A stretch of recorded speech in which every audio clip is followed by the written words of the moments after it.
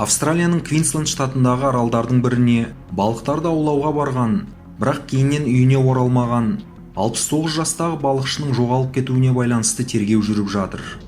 Жоғалған сәттен бастап бір күн өткеннен кейін полиция ер адамның су бетінде аударылып жатқан қайығын, оған жақын маңайда адамның денесінің қалдықтарын және ұзындығы 4 метрден асатын қолтырауынды байқады.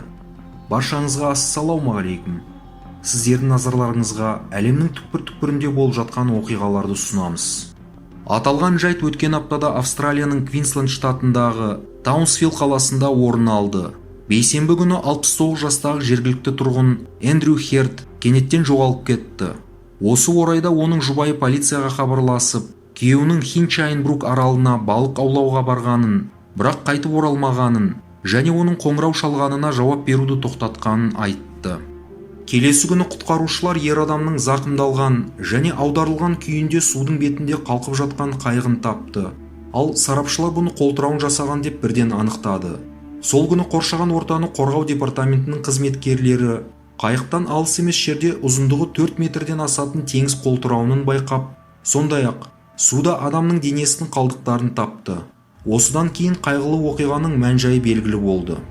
Полиция жоғалған адамның денесінің қалдықтары мен оның қайығын іздеу барысында арнайы қайықтар мен ұшақтарды, дрондар мен тұзақтарды пайдаланды.